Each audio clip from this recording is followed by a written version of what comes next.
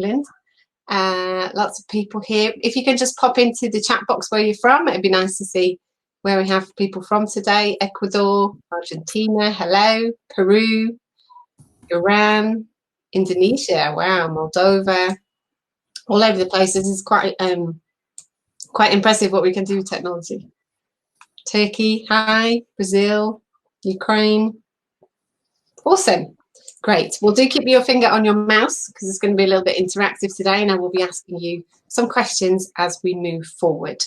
First of all, just a little bit about me. So, as I said, I currently work for Pearson. I've been working in education for about 25 years. Started as an English teacher in Mexico many, many years ago. I've worked in English teaching there, teacher training, lots of editorial experience.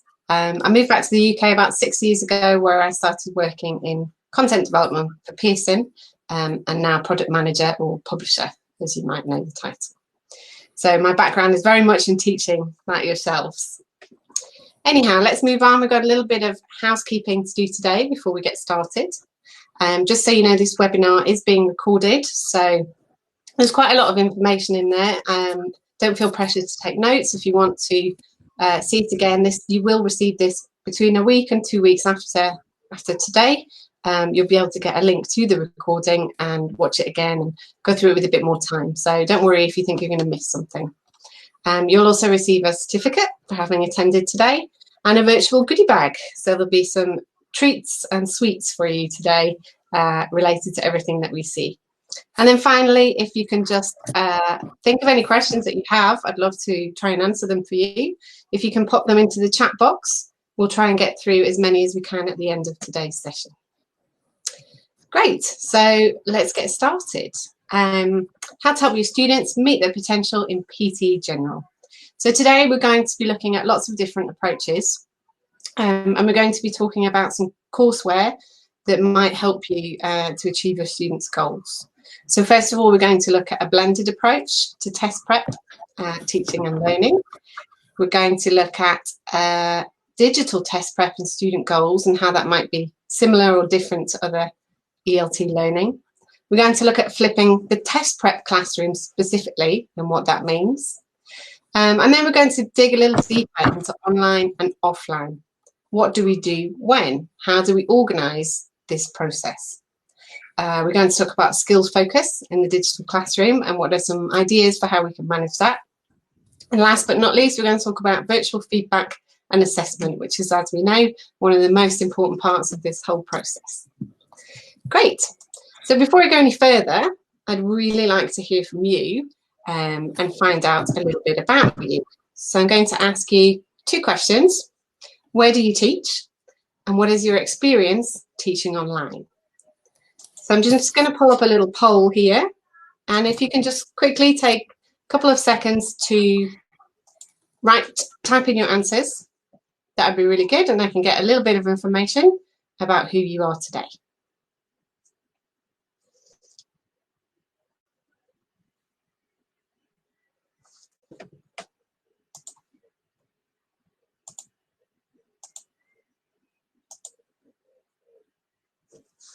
Okay, so we've got a little bit of everything there. We've got state school, private school, private language school at the university. From home also, that's not a surprise in our current times and situations, right? And other as well. So I'm just going to share that with you there so that you can see. Not all we got to answer, but it gives us an idea that there's a lot of different kind of teachers here, so we'll try and cover lots of different scenarios so we can explore that a little bit together. Okay, great. So let's start today by talking about a blended approach to PTE General test prep. This is all today going to focus around generic things to do with test prep, but specifically as well PTE General. So going back to basics a little bit, why a blended approach? What are we talking about here? Well, each student preparing for the PTE General test may have their very own set of circumstances. So you have lots of different things, but these are just some 4 key ones that I picked out. They may have very different reasons for taking the test. They may have very different preferences for ways of studying. This could include classroom study or online study or self-study or group study, lots of different things that people prefer. They could have very specific time goals for taking the test. So some people might have a lot more time for taking the test than others, and therefore a lot more time to prepare. And obviously, again, as we are today, as we all know at home, restrictions on study location. So this is a very current and important key factor. And this is going to come into a lot of what we're talking about today. How do we structure our teaching to focus particularly on that factor? So what can a blended learning approach to test prep involve? Basically, for our purposes, we're going to think of it as any combination of online, offline, self-study or face-to-face instruction. So you've got some key ideas there. You have a little bit of classroom interaction here and instruction. It could be using print books and print materials, or it could be a package of different things, maybe a little bit of print, a little bit of digital, a little bit of a mix there. But very interestingly and very importantly, it also includes a lot of creative thinking, both on the part of the student and the teacher, and also a lot of collaboration. And we're going to come back to this collaboration idea today quite a bit. This is very important to what we're going to talk about. So what are the advantages for test prep of a blended approach to teaching and learning? Well, first of all, it can help students helps teachers plan to meet students' needs better. It can be very easy to personalize teaching and learning through this blended approach. If, for example, you think of a very large classroom, a physical classroom, it's often very difficult to meet individuals' needs, right? You might have 45 minutes or an hour of a class, and if you have 30, 40 students, you kind of can tweak things a little bit. You can find those tricks along the way to assign different things and manage their different levels and their different needs. But it's very, very difficult with those time restraints and the number of students that you have in front of you. On the other hand, if you have time where students are working away from you and they have their own time and can potentially spend more time on the things that they need to, this really, really can help you to assign specific things to specific students and really help them to meet their goals. So that's a really big advantage. Number 2, supports individual learning pace with self-study offline tasks. We know as a fact from research here at Pearson that 90% of test takers prefer test prep that involves some kind of online or digital aspect to it, which is quite interesting, right? Because I think in modern life, we're all very used to using technology, using social media. Every day in our lives, most of us have devices or computers that we are using for personal or for work reasons, right? Or for study reasons. So it's not surprising that test takers are interested in doing their test prep online as well. And like I've said before, online study can give people a lot of space, a lot of time to really, really spend that deep dive time getting to know what they need to get to know to do well on the test. And last but not least, digital learning can offer opportunities for other skill development relevant to test prep. PTE General is very much focused on skills for life, functional skills in English. How do you use your English in an everyday situation? And digital learning really, really gives a lot of opportunities for us to do that. For speaking and listening skills, if we're talking about having online classes or online activities where students have to participate in a very different way, not only is it going to take them time to get used to that, they're going to have to learn different skills that they may not learn as quickly in the classroom. So things like turn taking, interjecting, language of conversation, how to interrupt. These are things that students will learn in an online class because there isn't any option not to. Easy to build in real world practice. We have the internet at our fingertips if we're giving online classes, right? So there's so many things that we can bring in there, real world materials and real world practice that really kind of mirrors what they might see in the PTE General test. Digital learning is very good for collaborative exercises. non-pressured work groups, and peer feedback. Contrary to what you might think, it is actually quite easy to have collaboration online. And we'll look at that a little bit later today as well. And of course, the last but not least, again, online time and space has to be very focused. You usually only have a very small window where you have your students engaged with you online. So, that's very important to manage that and plan it. But that's a good thing for feedback and assessment, because it means you may be getting the most attentive time of their study time. Great. So I'd like to introduce you now to our courseware, Practice Test Plus for PTE General. This is a brand new piece of courseware which is launching in around 6 weeks' time. All of the content is brand new. It's all been written by exam experts, and it's a really fantastic, complete set of materials for teachers and for students. So we have 4 levels of the courseware, 1, 2, 3, and 4, and they cover A2, B1, B2, and C1 levels of the PTE General test. We have student materials, which are the ones that you can see in blue, which also have student materials available to the users online. And we also have teacher materials that have teaching notes and lots of other goodies that go along with that as well. This courseware includes print and digital materials. So it is a blended learning offering. We have print and ebook versions of the courseware, and we also have a lot of things online. So we have resources online on our Pearson English portal, which you may or may not know. We have speaking test videos which accompany the courseware, and we have practice activities on the Pearson English Practice app. And all of this package of things lets us make this material appropriate for lots of different kinds of users. It might be able to be used, and this is typical of Practice Test Plus in general, because Practice Test Plus does focus on other exams as well. And across the board in Practice Test Plus, it's really nice because it's flexible. It can be used in a classroom with a teacher. It can be used with a student and a teacher in an online blended environment, or it can be used by a student who just wants to study on their own with no teacher. So it's really quite a flexible material. It's not a set course per se, so you won't find a kind of lesson structure like you would in other maybe ELT courses. It doesn't take you step by step with the number of hours or things like that that you might want to teach with. The planning really is down to you. And like I said, there's not one typical kind of user. This is generally used in many, many different ways. It's very flexible content, so you can really take bits and pieces of it, use the whole thing as it is. You can really use it to your advantage, especially in a blended learning environment, to meet the needs of your students.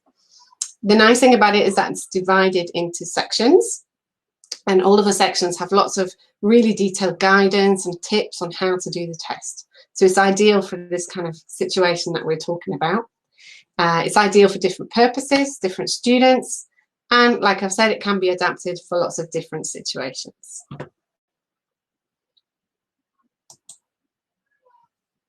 Oops, sorry, I seem to have gone backwards. See, the problem with technology. Right, here we are, digital test prep and student goals.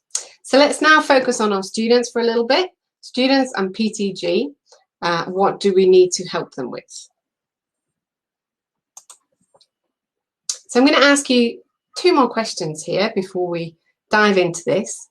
And I'd really like to know, what are your students' most common goals while studying PTE General? What do they commonly need to focus on? And when I'm talking about goals here, I'm not talking about the end goal after taking the test. I'm talking about while they are preparing, what kind of things are the things that they really need to focus on that you generally see in your classrooms or with your students. If you could pop some ideas into the chat box, that would be really good, and we can just see a couple of ideas from different people. They need to be more fluent. Okay, great. Speaking and writing is a big one, right? That's very challenging. Speaking and grammar too. Okay, listening. Grammar as well. Speaking fluency. It's one thing to know how to speak and it's one thing to be able to do it. efficiently, right? Comprehension. Okay, so some very varied answers there. So again, all of the students' needs are different, but there's some commonality there across the things that you're mentioning. It's good to see.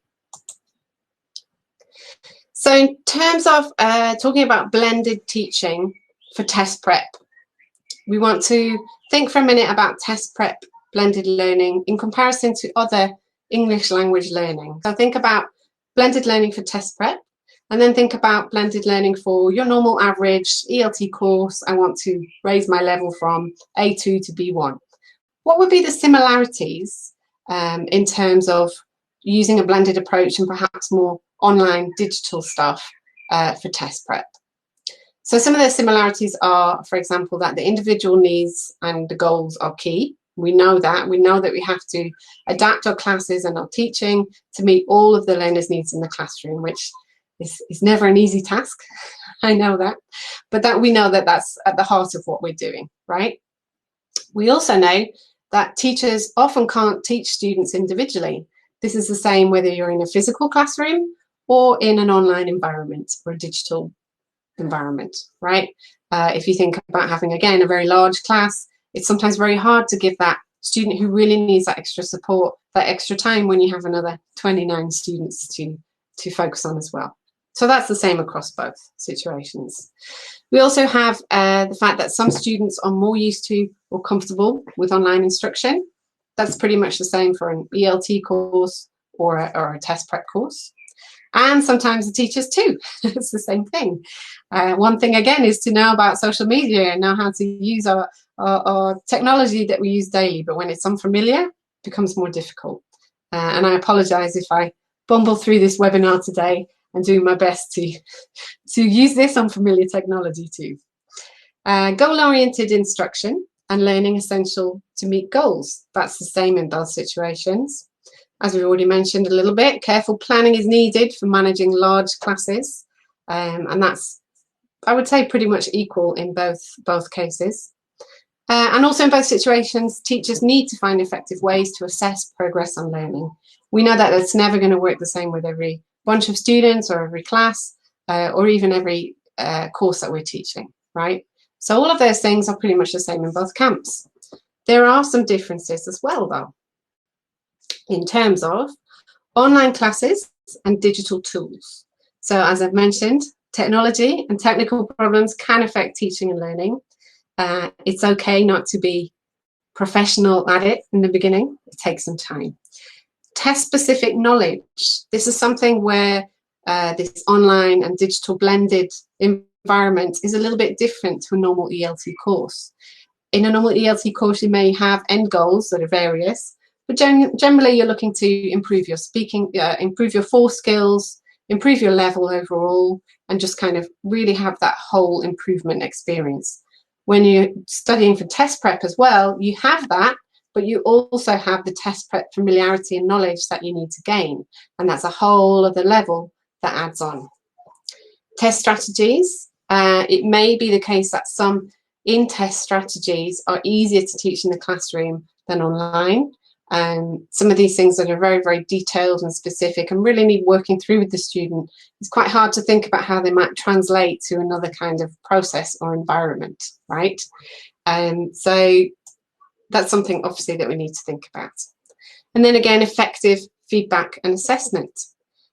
In a blended approach to test prep, we really need to plan very carefully and very differently to a physical classroom environment how we're going to do this. It has to be more frequent, and as we'll see at the end of today when we talk about assessment, there are a lot of key factors that we really, really need to have in mind before we even start.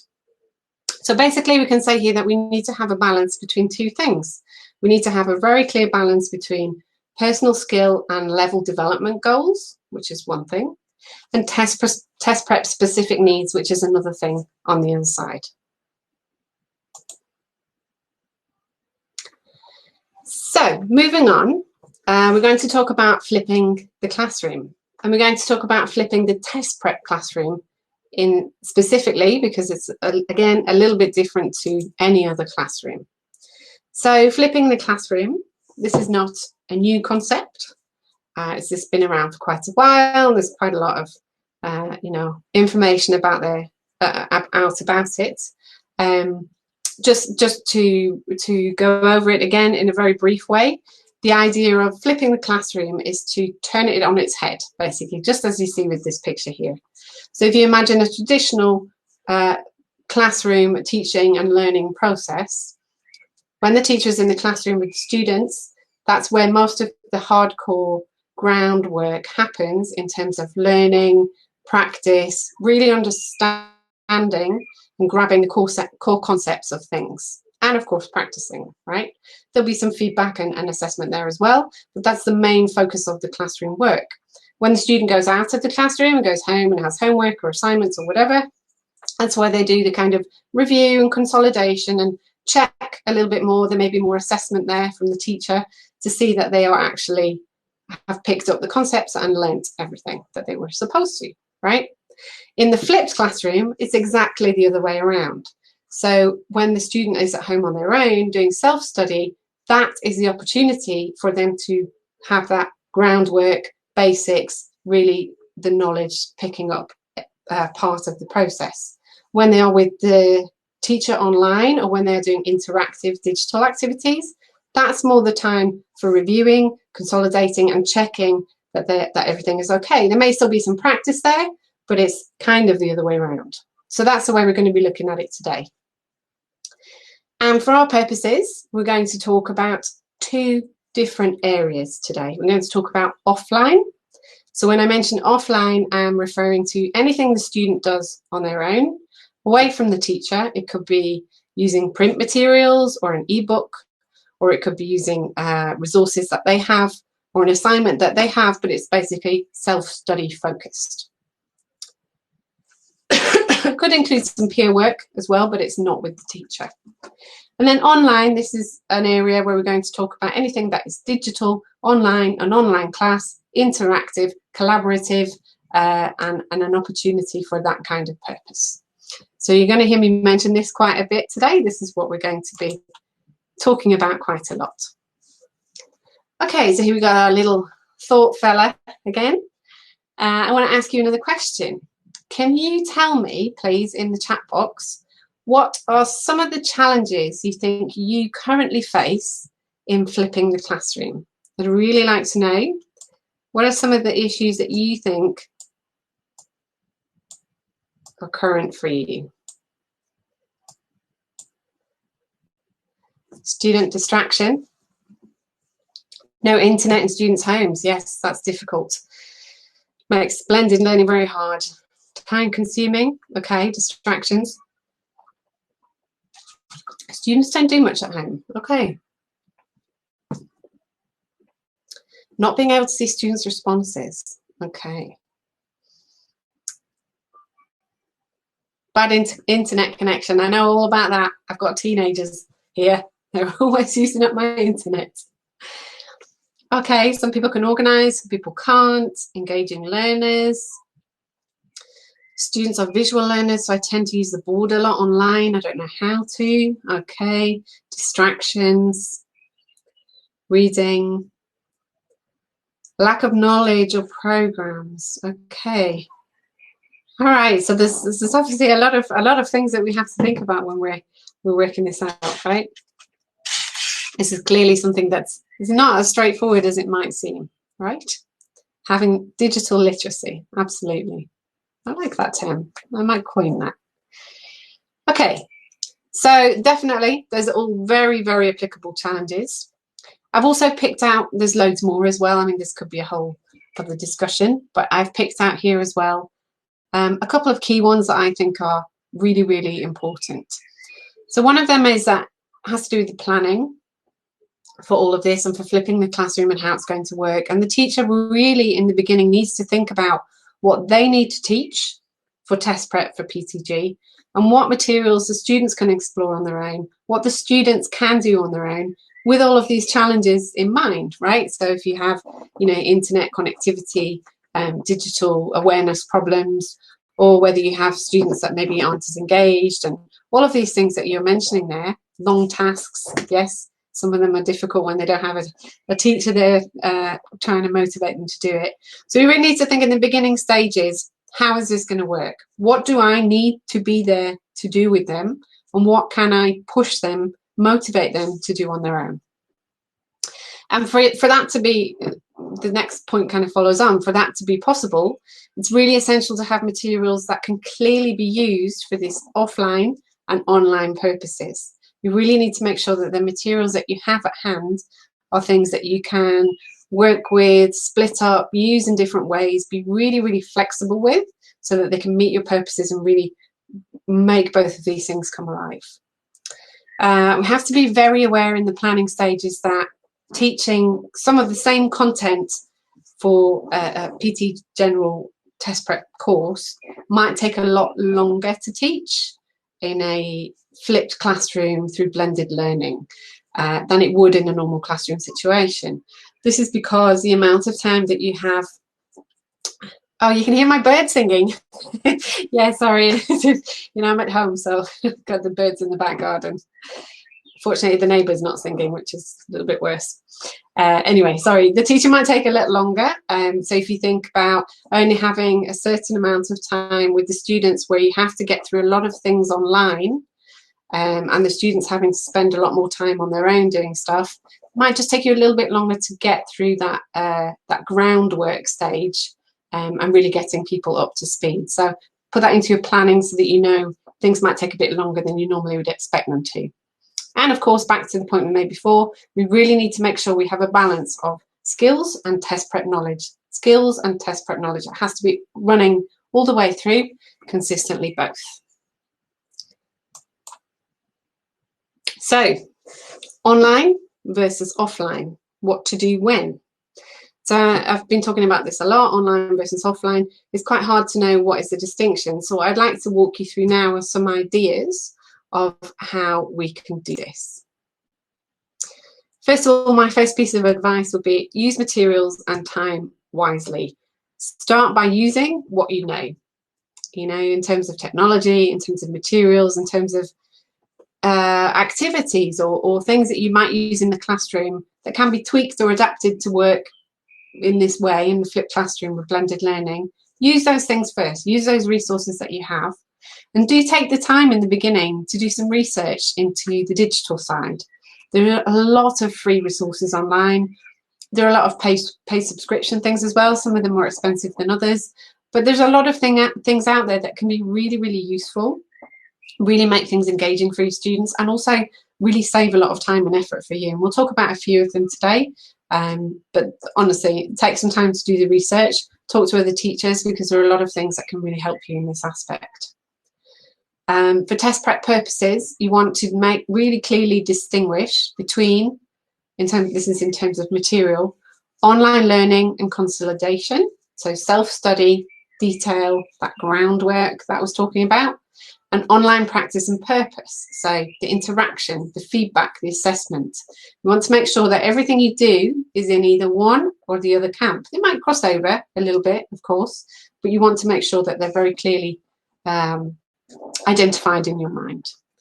And as I've said there, you may have less time with your students online than you would normally, so you want to make sure it's productive, right? Make sure your materials fit yours and your students' needs. If a student is at home having to learn a lot of detail and a lot of kind of strategies around test prep for certain parts of a test or certain tasks in a test, and they don't have that kind of knowledge of the teacher there to fall back on, they're going to really need materials that help them do that, and they're going to need materials that really, really support them in that way. So again, offline versus offline, this is just digging a little bit deeper now into what we're talking about here. So offline, we've said these activities should be self-study, and they should be focused on three main things: test and section structure. So this is all about the test. What's in it? How does it work? What do I need to do? What are the expectations around the test, each section, each task type? What is all the information that I need to be able to succeed in knowing how to do the test? Then you have the enabling of the skill development, which I know a lot of you mentioned in the things that your students had as main focuses, right? The grammar or the vocabulary or the pronunciation. These things, again, need to be in the offline practice, the deep dive practice that the students are doing. And of course, consolidation of knowledge through extra practice. So this could be extra practice with the test guidance or with the enabling skill development. And then online. So this is what you do once the student has done that first part in any task area or whatever, then you move to some online. Remember, online could be an online class, it could be an interactive activity, it could be any of those things. So here you want to review and seal the knowledge learnt and the practice is done. So whether it's general or specific or on a large scale or not. Excuse me. This is really what you're going to do here. You're going to support and concrete those enabling skills, so all that grammar, vocabulary. You're going to still do some practice in the online part. It's not that all the practice is done by the student on its own, but it's a different kind of practice. So the practice they do on their own is very much getting down to the roots of it and the nuts and bolts. The practice that they might do with you is more showcasing, performance, showing what they can do so that you can see and hear and read where it is that their gaps lie. Yeah, so that would be the productive skill practice there. And of course, answer queries, give feedback and assessment. So I'd like to go back to Practice Test Plus for PTE General for a moment and just show you as an example some of the materials that it has that might help you with some of these things. So first of all, we're going to be talking about the offline side of things. I'm just going to walk you through the structure a little bit of how the book is put together and how you can use it and how it's not a strict course that you have to follow step by step. So Practice Test Plus, if you don't know it already, is a series because we do have it for Cambridge tests and PT Academic as well. Practice Test Plus has 5 complete practice tests in each level of the courseware. And these include not ready and ready test materials. So there's different levels of things that your students can use in terms of getting familiar with the test and then moving on to practice. So out of the 5 tests, tests 1 and 2 offer the not ready guidance. This is for someone who really doesn't know the test or is not quite sure about different parts of it.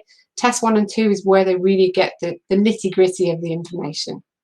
So test 1, we're going to talk about first. And in test 1, you have an overview of the test. Oops, sorry about my shape there. Bad drawing. It's not my forte. You have an overview of the test, which is a little bit longer than this, obviously, but it shows you the idea and gives you all the basic information about the test, what's in it, each part, what you have to do. And then for each section of the test, so listening, reading, speaking, and writing, you have an overview. And again, this shows you each section of the test, a little explanation about what you need to do, and it gives you some links to online resources where you can get more information and more good stuff. Still working on the offline in test 1. For each section of the test, you have how-to pages and you have training pages. So the how-to, again, tells you the skills that are tested in that part of the test. And then it gives you lots of tips and things on ways that you can prepare to do that section of the test. And then the training sections where we really get into the nitty-gritty. And it has all of these lovely practice activities that are focused on the tasks that come in test 1. So the student can look at the task in test 1, look at the guidance parts that they've seen before, and work through the questions and the exercises to learn more about how that task type is structured. So it's really quite a neat thing.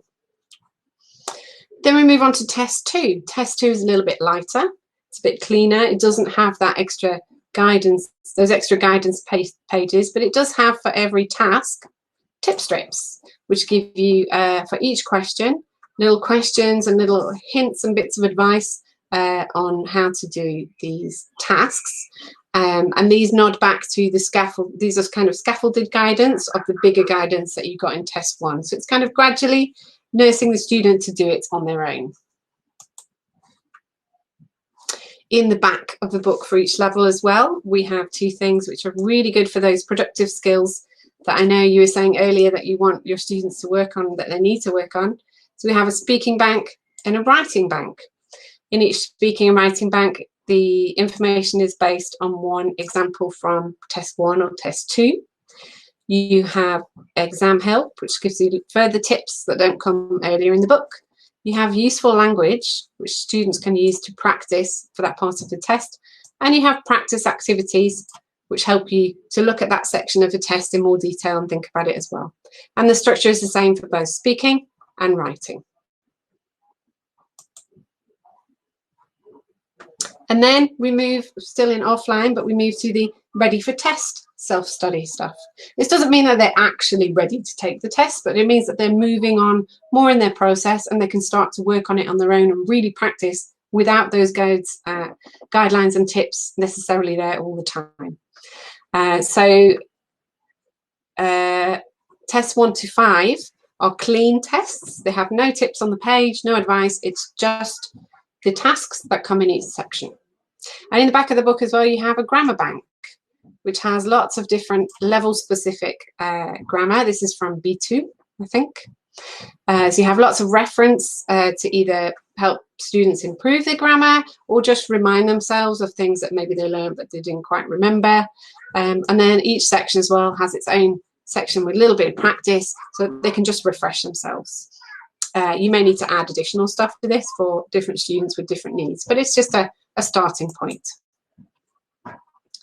Okay, so that shows you a little bit about Practice Test Plus and how it works. We're going to move on now to the 4 different skills areas, and I'm going to tell you a little bit around how we can use that material further to do this online and offline focus. So let's start with listening. You have here different sections. You have offline and online. So just to run through quickly, there's some different ideas here, and this is not the only way to use the material, it's just a suggestion. So the first one is assign test 1 to test 5 tasks, either in the paper version or in the ebook, and then use the downloadable audio or the audio on the app to do the exercise.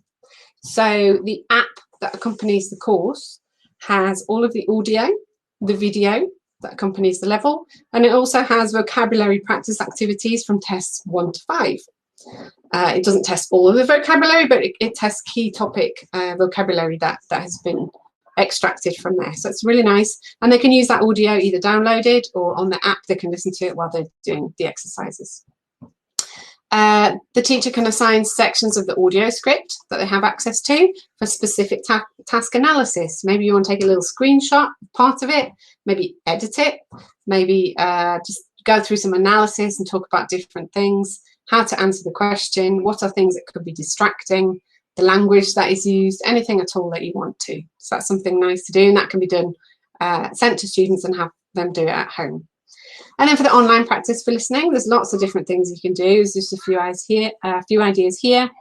You could use screenshots again of the audio script to analyse the answers or create alternative activities, and these can be done with the students online in a video call or a webinar just like this. You could use audio clips from the internet to create real-world practice. They could either be audio clips or video clips without seeing the video.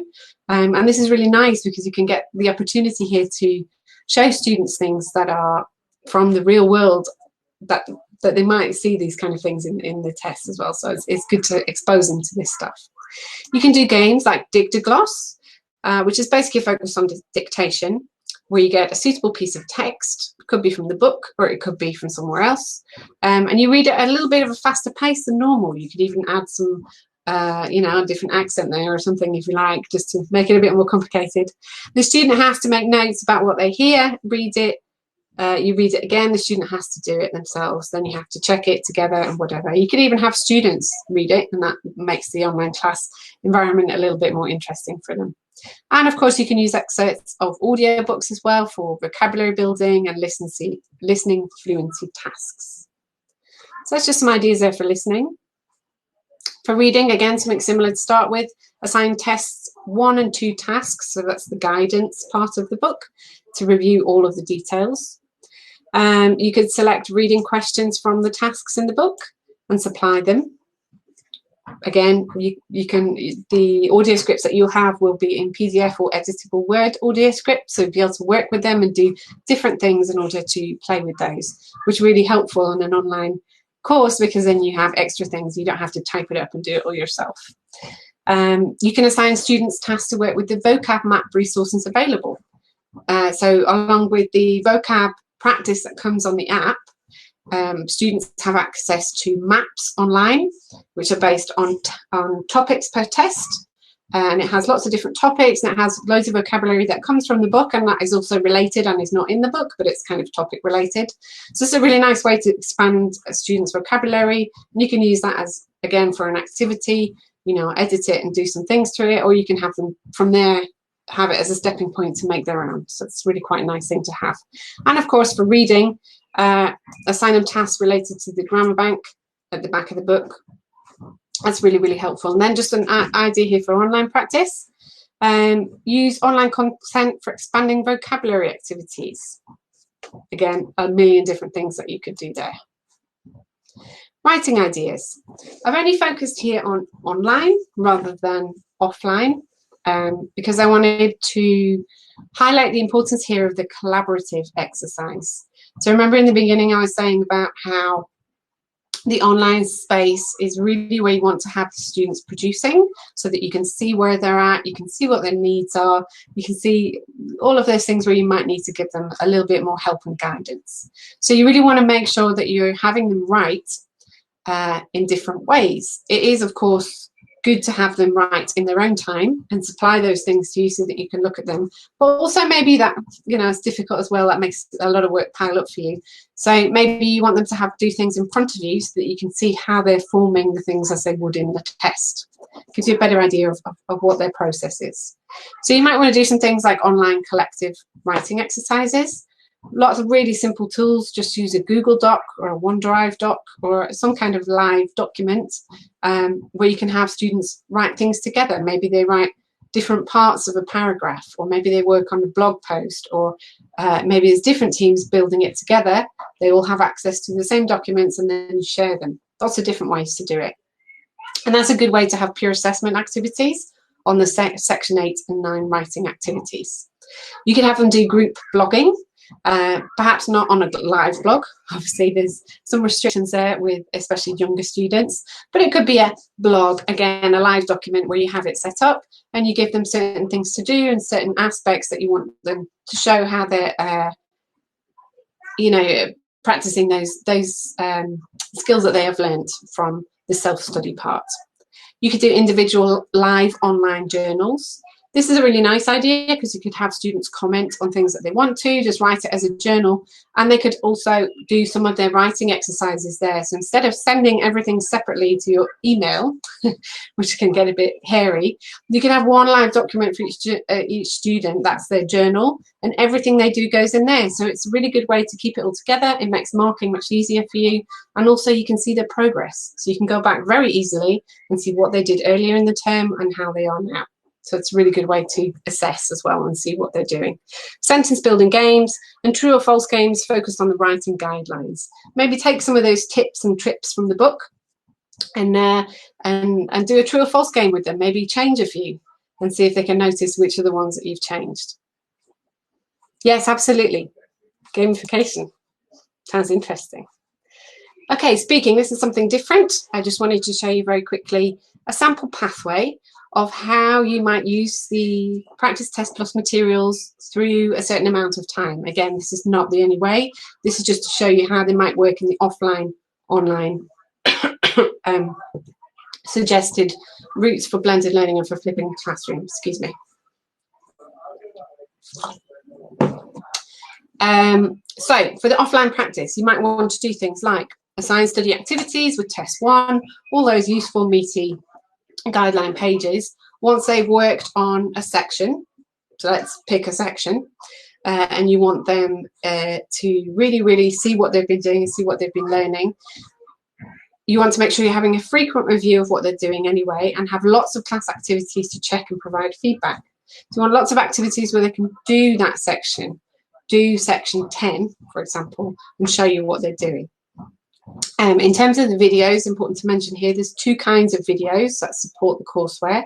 So you have speaking test videos, which I will show you in a minute, and that is of an examiner and a student doing the test. So it's split into all the different sections of the speaking test, and you can see them answering real test questions. They're real students, actually, from Poland, and you can see them doing that.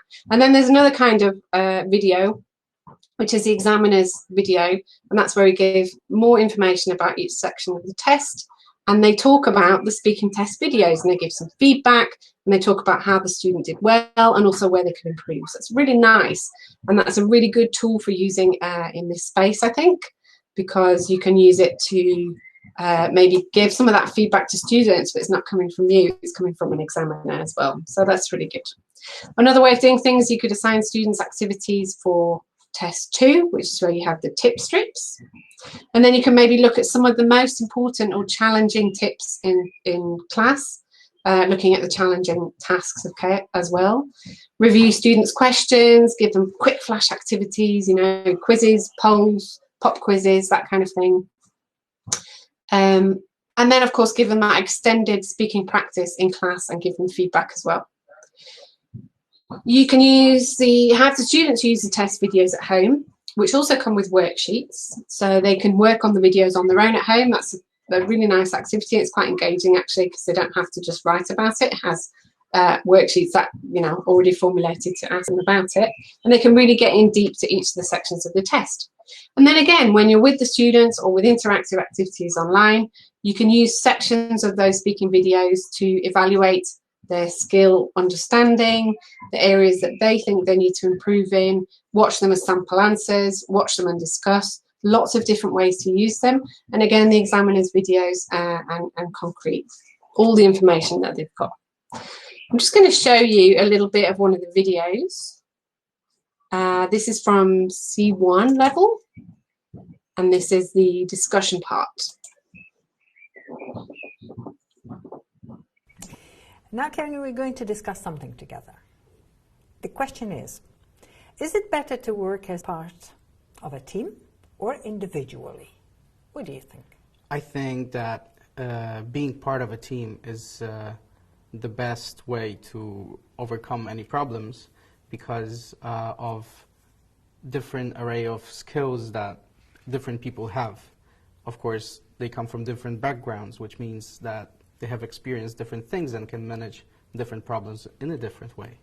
They can bring in different skills, but some people can be difficult to work with. Absolutely, but there are different roles in a team. Mm-hmm. I think that if we have a good manager or someone that manages the team well, mm-hmm. they can keep everyone to their promises. Having to work under a bigger amount of stress or different situations is very motivating for some people, and they can take different roles in the team and mm-hmm. Help. Okay. Don't you think that working independently forces you to push yourself further? I don't think so. I think there is a lot to learn from working in a team. How about a greater sense of achievement from working individually? Well, if you work individually, of course, you're going to have a bigger sense of achievement. But a team can achieve so much more, which means even though the sense of achievement is a little bit less, as a whole thing, you can feel better. So would you describe yourself as a team player? Absolutely, yes. I love to work with a team. I love to see how different people react and help to achieve their goals.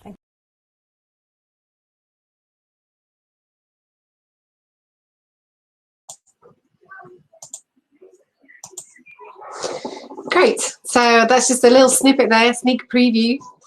Before today, nobody's seen those, so you're the first people to see it.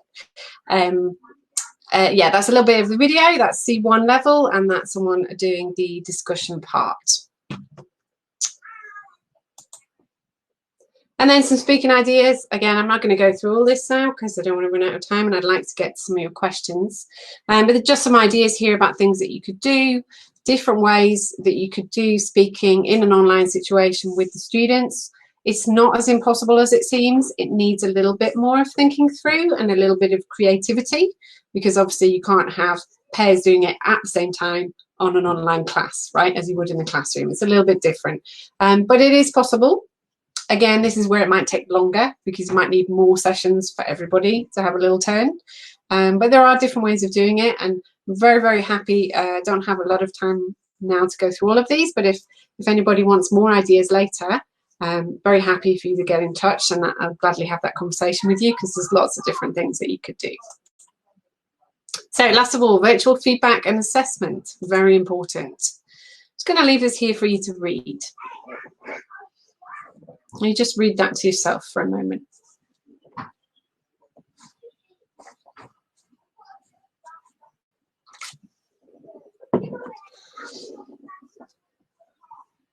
So this is by Diane Conrad. I'm reading this book at the moment. It's really interesting. She's got some really good points of view. So if you like reading about this kind of thing, this book is definitely worth a look. And the bit that I like best about it is the first part. The end goal of better assessment is better learning. This kind of sums it up for me. This is what it's all about, right? And particularly in terms of PTE General, which is a test that is testing, like I said before, functional English, skills in the real world, English as it is in the real world. We want the assessment that we're doing with our students as they prepare to do the test to reflect that and to make that learning better so that they really do achieve those skills, right? And we're only going to get as good learning as the way that we assess it. So I like this quote. I think it's quite nice for our purposes today. Okay, so wrapping up, virtual feedback. There's a need for rich, detailed feedback in this kind of situation. So when you're using blended learning, when you're using a flipped classroom for test prep, really need to make sure that the feedback that you give your students is really, really clear. It's never going to be the same having a consistent classroom presence with your students as it is having more time away from them, having them do more individual study, and of course having online classes or whatever kind of online interaction. It's never going to be the quite same as having them in the same room. So you really need to give them that rich, detailed feedback. And as I say a little bit later on, the feedback really should be written as well. Even if it's short and concise, it's really important that it's clear for them, and writing it down and having them being able to read it and look back at it is something that's really, really important. As well, there's more student and teacher feedback needed in a digital blended learning environment. This is because normally in a class they would have that kind of peer interaction where they would learn from each other, where they would, maybe be sitting next to someone who has a slightly higher level and be kind of learning things from them. They don't necessarily have this in the online environment. So it's really, really important that that student-teacher interaction, even if it's not spoken, is there somehow, that you give them that feedback. You need to identify how peer-student feedback will work. It's not impossible to do. It is still as important as it is in the physical classroom, but it was going to work differently, right? So we need to think about that. And also setting expectations is so important. Students, like I said, are very used to technology, very used to doing a lot of these things, but they're not used to taking classes online. They're not used to necessarily, in some countries or some places or some schools even, taking that responsibility and doing it for themselves. So you need to let them know what the purpose of this is, set the expectations, and really frequently give them grading milestones so that they can see how they're improving as well. That's what's going to motivate them to continue. Virtual feedback strategies. I won't dwell a long time here, but you have some different ideas. So you have ways to, sorry, wrong bit there, identifying challenges and needs is one side of it. And then there's an on-the-go assessment. So there's different things that you need to do. And you need to make sure that you have a balance between these two kinds of assessment. You need to have both things consistently in the course. So you can do things like all the things that you have here, weekly surveys, quizzes. There's loads of apps and things that you can find online. I think there's one called Moodle, which gives you, allows you to create quizzes for your students, but it also allows you to feedback in there. So depending on the answers that they give or the amount of correct or incorrect answers that they can get some instant feedback from you as well. So that's really nice. That's a really good one to account for. Assessment and evaluation. This is a whole other webinar, so maybe we'll have to do this one another day. But assessment and evaluation, two very important just aspects that I've pulled out here. Regular performance assessments are essential. So this whole online part where you're asking them to do the productive, to show you the productive, to produce, to show you what they can do. This is really, really important. And not always, but sometimes you need to be assessing it. So there's lots of different ways to do this. Just a few ideas. This could be live, or it could be pre-recorded by your students and sent in if it's a speaking test activity. And also if a task type allows it, right? Of course, that depends on your students, you know, their capabilities and things like that, but that's one way of doing it. Also, speaking games that you can do with them that have elements of maybe the task for the speaking section that you're working on. So pick things out that kind of make them do those skills that they need to do that task. Monitor them carefully, assess them on it, and give them some feedback. You know, you can make up things like speaking chain games, which is a really common ELT game, but attach some language rules to it. Attach some of those guidelines and useful language and things from the speaking banks. Use it with that and make it a rule where they have to, you know, use it in some way. And second of all, assessment feedback needs to be immediate, clear and consistent. You can't wait to give students feedback because they're just going to lose this interest, right? They're not in front of you in a physical classroom. So you need to make sure that you find ways to let them know how they are doing. And also use technology that helps you. I can't say this enough. All of these things that I've mentioned today, there's lots and lots of things out there. Again, if you do want some advice on some things, I'm not a master, but I can probably give you a couple of ideas. Question time. Right, that's enough from me. I would really, really, really like to find out, we've got 3 minutes left. What are some of the questions that you've been asking? I can see you popping lots of questions in. So I'm going to have a look here. Sophia's kindly put them together for me. This is an interesting one. How long do you think is the most appropriate for students to stay on a computer? It's an interesting question. Well, first of all, think about yourself. How long is appropriate, right? What is good for your mental health, for your eyes, for your, you know, brain to work? And it's certainly not longer than a normal class session might be, maybe 45 minutes. But also it depends on the age. There's really no answer to that. I think it's kind of dependent on your students. But yeah, good question to consider though.